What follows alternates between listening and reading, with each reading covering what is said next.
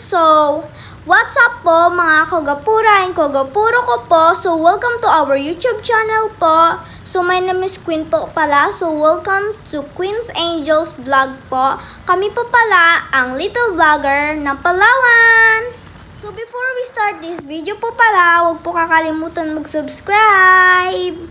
And huwag po kakalimutan pindutin ang notification bell for more updates pa po. Ang gagawin po pala natin mga kagandana at kagapura ko po is Tanghulu po. Kasi po nag-comment po yung kindly classmate ko po na sabi niya po, gawa ka Tanghulu Queen. Let's start this video po. Po, andito na po tayo sa kusina and then handain lang po natin yung ating stick pati yung plato. Watermelon po pala yung nabili namin na prutas. Wow!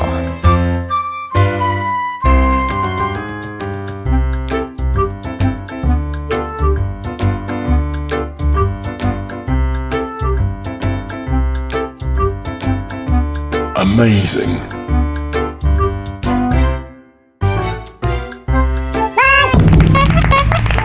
Kailangan din po natin magpatunaw ng sugar para po may lalagay po tayo sa prutas natin na asukal. Dito po tayo magtunaw ng asukal. Lagyan rin po natin ang onting tubig. Woo! Ilalagay na nga po pala natin yung asukal sa watermelon. Antayin lang po natin lumapot yung sugar. Hi guys! Ito na po, malapot na po yung ating sugar. So ilalagay na po natin yung watermelon. Oishi! Ito na po guys, masarap. Ito na po, okay na siya. Pero hintayin muna po natin. Ito muna nga po pala, binabad muna po natin siya sa malamig na tubig. Ayan po.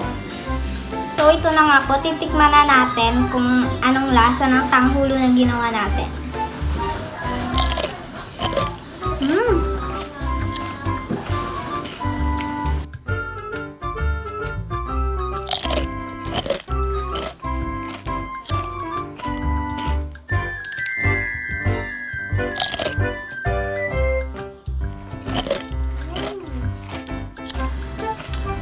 Sarap guys.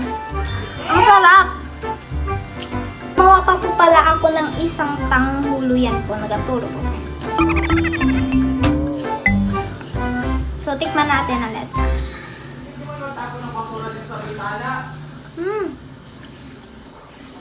Malutong.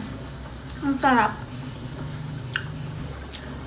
Shout out dyan guys kay Jeopard Tamparan sa kaklase ko. Thank you for commenting that.